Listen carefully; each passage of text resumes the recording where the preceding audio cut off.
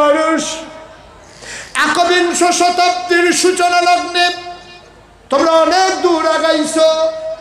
তোমরা উপগ্রহ পাঠাই দিছো, তোমরা মঙ্গল গ্রহে জমি চাষ করার জন্য পরিকল্পনা করছো, তোমরা ড্রোন আবিষ্কার করেছো, মানুষ্যবিহীন বিমান আবিষ্কার করেছো, তোমরা মানবতার জন্য জাতিসংঘ করো, রেড ক্রিসেন্ট করো, তোমার জাতিসংঘের সদর দপ্তর সহ গুড়িয়ে দেওয়া হয়।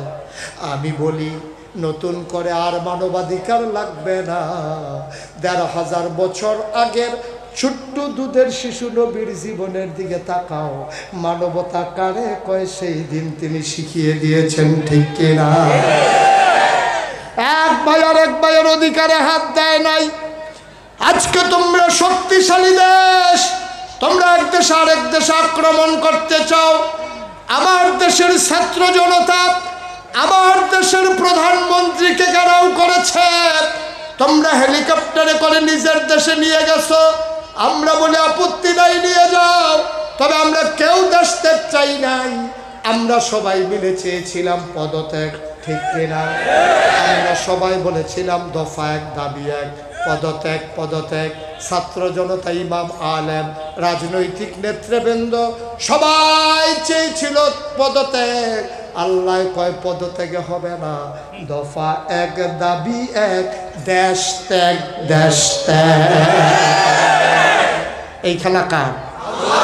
তোমরা নিয়ে গেলা আমার দেশের প্রধানমন্ত্রীকে, আমরা বিচার করব আমাদের দেশের আইন মতো। তোমরা নিয়ে আটকে রেখেছো, সেখানেই শেষ না। মানুষের জমিদারি হারাই গেলে মানুষ যেমন পাগল হয়ে যায়, আজকে ভারতের শাসক মহল তাদের জমিদারি হারাইয়া পাগল হয়ে গেছে, ঠিক কিনা? তারা বাংলাদেশকে করদ রাজ্য মনে করত, তারা মনে করত এই দেশের মানুষগুলো গোলাম। আমি বলতে চাই ৫৬,০০০ বর্গ মাইলের বাংলাদেশ, টেকনাফ থেকে তেঁতুলিয়া, রূপসা থেকে পাঠুরিয়া, ১৮ কোটি বাংলাদেশের জনতা তাদেরকে দাবিয়ে রাখতে পারবে না।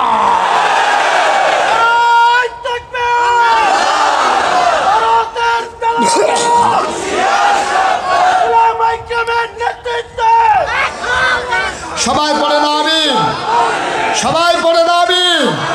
বন্ধুগণ, ওরা মনে করেছে ওদের জমিদারি হারিয়ে গেছে। এই বাংলাদেশটা যে একটা স্বাধীন দেশ তারা মানতেই রাজি নয়। তারা আমাদেরকে হুমকি দেয়, পেঁয়াজ দেবে না, রসুন দেবে না, মশলা দেবে না। আমি বলেছি তোমরা অনেক আগে একবার বলেছিলে গরু দেবে না, তখন আমার দেশের মানুষ চিন্তায় ছিল কুরবানি দেবে কেমনে। আমার দেশের শিক্ষিত জনতা ওরা তখন গরুর ফার্ম করলো, খামার করে গরু উৎপাদন করলো। সেই বছরের সমীক্ষায় দেখা যায় গরু কুরবানি দেওয়ার পর আরও বেশি কিছু গরু হয়েছে। তাহলে আমরা ইচ্ছে করলেই তো পারি। আপনারা তো আমার কথা শুনেন না, যদি কথা শুনতেন ওরা আর পেঁয়াজের ভয় দেখাইতে পারতো না। আজকে এই মাহফিলে যারা আছেন, এখন পেঁয়াজ লাগানোর সিজন, এখন মরিচ লাগানোর সিজন। আমি বিনয়ের সাথে আপনাদেরকে অনুরোধ করি, একটু জায়গা পেঁয়াজ করুন, একটু জায়গায় রসুন করুন, একটু জায়গায় মরিচ লাগান। গর্তটা কেটে সেখানে তেলাপিয়া মাছ ফেলে দেন। তেলাপিয়া এমন এক জাতের মাছ, এটা একবার ফালাইলে আর ফালান লাগান। এটি পরিকল্পনা কম বুঝবে, এটা ফালাইলেই ওইটা থাকে। সুতরাং আপনি কি চিন্তা করছেন, আগের দিনের মায়েরা যেমন উঠানের ভিতরে লাউয়ের মাচা, সিমের মাচা দিয়ে দিত, দরকার লাগলে ওখান থেকে লাউ সিম পেড়ে খাইতো। আজকে যদি আবার আমরা একটু সচেতন হয়ে যাই, আমরা যদি আড্ডা বন্ধ করে দেই, ফেসবুকগুলো যদি সময় মতো চালাই, আমরা যদি নিজেদের ইচ্ছা মতো না চলি, আড্ডায় যদি সময় কাটিয়ে না দেই, আমরা যদি পরিকল্পিত একটু জীবনযাপন করি। আমি যদি পেঁয়াজ কিনা না লাগে, আলমগীর চেয়ারম্যান যদি পেঁয়াজ কিনা না লাগে, আমার ভাই যদি পেঁয়াজ কিনা না লাগে, পেঁয়াজ যদি নিজেদের হয়। ছোট্টবেলা আমার মনে আছে, আমার দাদা আমাদেরকে নিয়ে পেঁয়াজ করতেন, রসুন করতেন। মহিলাদের চুলের মতো বেনি বানাইয়া রসুনগুলা ঘরের উপরে মাচায় টানাই রাখতো, দরকার লাগবে সেখান থেকে নামাইয়া চাষা দিয়ে ডাইলের ভিতরে দিয়ে দিত। পেঁয়াজ দিচ্ছে খাটের নিচ থেকে। তাইলে আবার চিন্তা করেন, গর্তের ভিতরে তেলাপিয়া, দুইটা মাছ ধইরা পেঁয়াজ দিয়া ফইলা, ধনিয়া পাতা সিডা দিয়া, কসম ওই ফাইডা দিয়া,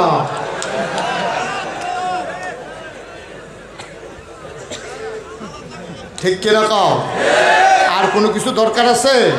একদিন কবরে চলে যাবারে ভাই, যারা ছিল তারা নাই, আমরা যারা আছি আমরা একদিন থাকবো না।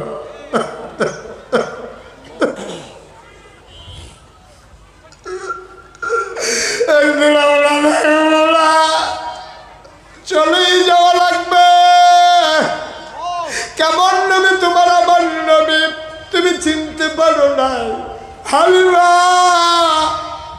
ও হালিমা, এই বাচ্চারা তোমার কাছে আমানত। হালিমাও কান্দে, আমেনাও কান্দে। আল্লাহ নবীর বিসমিল্লাহ বলে হালিমার কোলের ভিতরে উঠাই দিলেন। হালিমা কয়, পৃথিবীর মানুষ শোনো, খোদার কসম, খোদার কসম, আমার শরীরটা ছিল চিকন, আমার বুকগুলা ছিল শুকনা। আমার ছেলে আব্দুল্লাহ বারবার ওই মদনপুর থেকে একেবারে ডাঙ্গা পর্যন্ত আসতে, তায়েফ থেকে মক্কায় আসতে, বারবার আমার আব্দুল্লাহ আমার বুকের ভিতরে চুষণ মেরেছে। একটা ফোঁটা রক্ত পায় নাই, একটা ফোঁটা দুধ পায় নাই গো হালিমা, বারবার চুষণ মেরেছে। আমার বুকগুলো ছিল একবারে শুকনা, একটা ফোঁটা দুধও ছিল না। খোদার কসম, যেই মাত্র বিসমিল্লাহ বলে মোহাম্মদকে আমার কোলে নিলাম, আমি টের পাইলাম কোলে নেওয়ার সাথে সাথে আমার শুকনা দুইটা বুক দুধে ভরপুর হয়ে গেছে।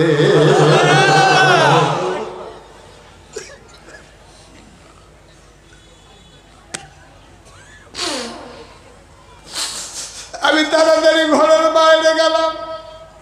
আমি বললাম, স্বামী আর একটা সেকেন্ড দেরি করা যাবে না, চলেন তাড়াতাড়ি রওনা দেই। এখন উটের পিঠে কয়জন? এখন কয়জন? আগে ছিল 3 জন, এখন হয়ে গেল 4 জন।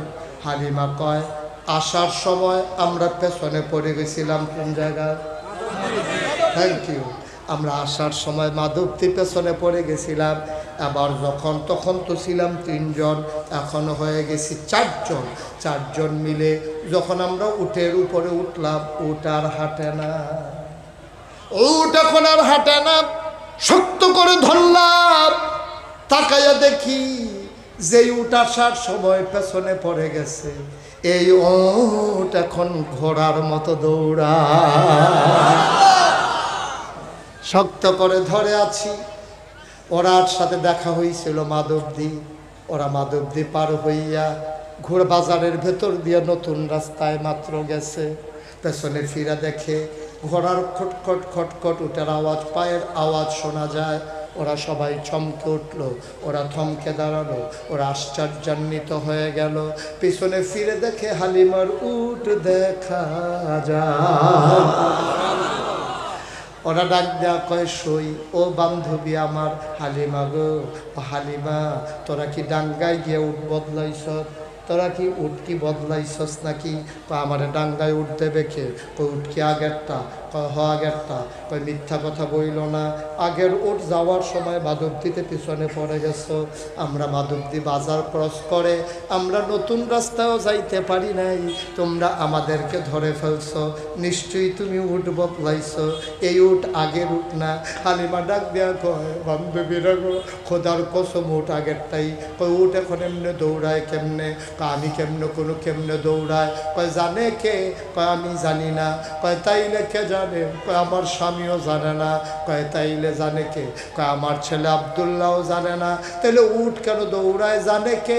হালিমা কান্দার কয়, আমার মনে হয় জানে মক্কার শিশু মুহাম্মদ।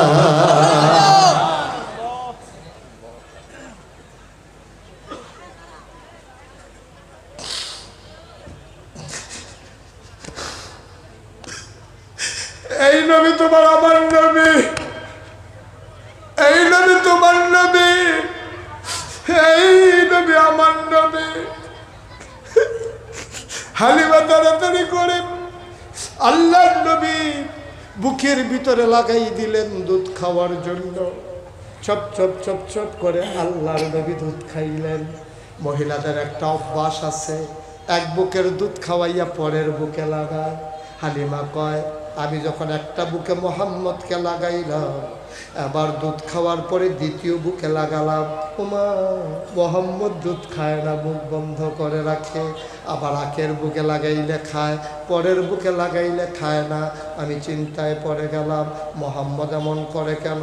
এবার মোহাম্মদ রে আবদুল্লাহ আব্বার কুলে দিয়া আমি বললাম, আবদুল্লাহ রে দেন। আবদুল্লাহ রে নিয়া মোহাম্মদ যেই বুকে দুধ খাইছে সেই বুকে লাগাইতে চাইলাম, আবদুল্লাহ সেই বুকে মুখ লাগায় না। যেই বুকে মোহাম্মদ খায় না, আবদুল্লাহ রে লাগাই দিল, চপ চপ করে দুধ খায়। আমি চিন্তায় পড়ে গেলাম, আরে আজব এক বাচ্চা নিয়ে পড়লাম। দেখি এই বাচ্চা কোন সময় তার দুধ ভাইয়ের সাথে হিসাব মিলাই ফেলছে। ভাই তোমার অধিকারে আমি হাত দেব না, আমার অধিকারে তুমি হাত দেবা না। তুমি খাবা এক বুকের, আমি খাবো এক বুকের। আমরা সীমা লঙ্ঘন করব না, একজন আরেকজনের দুধে মুখ লাগাবো না। আমরা দুই ভাই ভাগ করে নিলাম। হালিমা কয়, আমি ঘুমের মাঝে মোহাম্মদের বুকে ওই আবদুল্লাহর বুকটা লাগাইতে চাইছি, দুধটা লাগাইতে চাইছি। ঘুমের মাঝেও ভুলে কোনো দিন মোহাম্মদ আবদুল্লাহর দুধে মুখ লাগায় না। পৃথিবীর মানুষ একবিংশ শতাব্দীর সূচনা লগ্নে তোমরা অনেক দূর আগাইছ, তোমরা উপগ্রহ পাঠাই দিছ, তোমরা মঙ্গল গ্রহে জমি চাষ করার জন্য পরিকল্পনা করছো, তোমরা ড্রোন আবিষ্কার করেছ, মানুষ্যবিহীন বিমান আবিষ্কার করেছ, তোমরা মানবতার জন্য জাতিসংঘ করো, রিপ্রেজেন্ট করো। তোমার জাতিসংঘের সদর দপ্তর সহ গুড়িয়ে দেওয়া হয়। আমি বলি নতুন করে আর মানবাধিকার লাগবে না। ১,৫০০ বছর আগের ছোট্ট দুধের শিশু নবীর জীবনের দিকে তাকাও, মানবতা কারে কয় সেই দিন তিনি শিখিয়ে দিয়েছেন, ঠিক কিনা? এক ভাই আর এক ভাইয়ের অধিকারে হাত দেয় নাই। আজকে তোমরা শক্তিশালী দেশ, তোমরা এক দেশ আরেক দেশে আক্রমণ করতে চাও। আমার দেশের ছাত্র জনতা আমার দেশের প্রধানমন্ত্রীকে ঘেরাও করেছে, তোমরা হেলিকপ্টারে করে নিজের দেশে নিয়ে গেছো। আমরা বলে আপত্তি নাই, নিয়ে যাও, তবে আমরা কেউ দেশ ত্যাগ চাই নাই। আমরা সবাই মিলে চেয়েছিলাম পদত্যাগ, ঠিক কিনা? আমরা সবাই বলেছিলাম দফা এক দাবি এক, পদত্যাগ পদত্যাগ। ছাত্র জনতা, ইমাম আলেম, রাজনৈতিক নেতৃবৃন্দ সবাই চেয়েছিল পদত্যাগ। আল্লাহ কয় পদত্যাগে হবে না, দফা এক দাবি এক, দেশ ত্যাগ দেশ ত্যাগ। এই খেলা কার? তোমরা নিয়ে গেলা আমার দেশের প্রধানমন্ত্রীকে, আমরা বিচার করব আমাদের দেশের আইন মতো, তোমরা নিয়ে আটকে রেখেছো। সেখানেই শেষ না, মানুষের জমিদারি হারাই গেলে মানুষ যেমন পাগল হয়ে যায়, আজকে ভারতের শাসক মহল তাদের জমিদারি হারাইয়া পাগল হয়ে গেছে, ঠিক কিনা? তারা বাংলাদেশকে করদ রাজ্য মনে করত, তারা মনে করত এই দেশের মানুষগুলো গোলাম। আমি বলতে চাই ৫৬,০০০ বর্গ মাইলের বাংলাদেশ, টেকনাফ থেকে তেঁতুলিয়া, রূপসা থেকে পাথুরিয়া, ১৮ কোটি বাংলাদেশের জনতা তাদেরকে দাবিয়ে রাখতে পারবে না।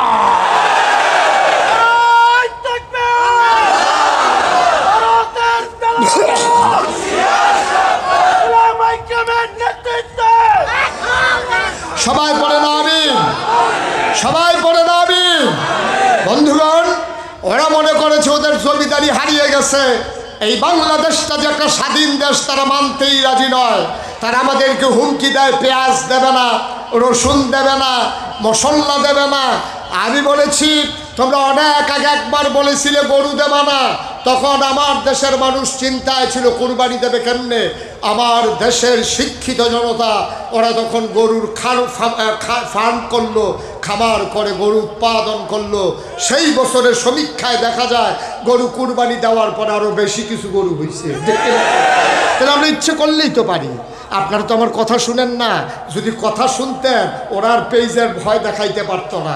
আজকে এই মাহফিলে যারা আছেন, এখন পেঁয়াজ লাগানোর সিজন, এখন মরিচ লাগানোর সিজন। আমি বিনয়ের সাথে আপনাদেরকে অনুরোধ করি, একটু জায়গা পেঁয়াজ করুন, একটু জায়গায় রসুন করুন, একটু জায়গায় মরিচ লাগান। গর্তটা কেটে সেখানে তেলাপিয়া মাছ ফেলে দেন। তেলাপিয়া এমন এক জাতের মাছ, এটা একবার ফালাইলে আর ফালান লাগান, এটি পরিকল্পনা কম বুঝবে, এটা ফালাইলেই ওইটা দেয়। সুতরাং আপনি কি চিন্তা করছেন, আগের দিনের মায়েরা যেমন উঠানের ভিতরে লাউয়ের মাচা, সিমের মাচা দিয়ে দিত, দরকার লাগলে ওখান থেকে লাউ সিম পেড়ে খাইতো। আজকে যদি আবার আমরা একটু সচেতন হয়ে যাই, আমরা যদি আড্ডা বন্ধ করে দেই, ফেসবুকগুলো যদি সময় মতো চালাই, আমরা যদি নিজেদের ইচ্ছা মতো না চলি, আড্ডায় যদি সময় কাটিয়ে না দেই, আমরা যদি পরিকল্পিত একটু জীবনযাপন করি, আমি যদি পেঁয়াজ কিনা না লাগে, আলমগীর চেয়ারম্যান যদি পেঁয়াজ কিনা না লাগে, আমার ভাই যদি পেঁয়াজ কিনা না লাগে, পেঁয়াজ যদি নিজেদের হয়। ছোট্টবেলা আমার মনে আছে, আমার দাদা আমাদেরকে নিয়ে পেঁয়াজ করতেন, রসুন করতেন, মহিলাদের চুলের মতো বেনি বানাইয়া রসুনগুলা ঘরের উপরে মাচায় টানাই রাখতো, দরকার লাগলে সেখান থেকে নামাইয়া শাসা দিয়ে ডাইলের ভিতরে দিয়ে দিত, পেঁয়াজ দিচ্ছে টকির দিয়ে খাটের নিচ থেকে। তাইলে আবার চিন্তা করেন, গর্তের ভিতরে তেলাপিয়া দুইটা মাছ ধইরা পেঁয়াজ দিয়া ফইলা ধন্যা পাতা সিটা দিয়া কসম ওই ফাইরা দিয়া,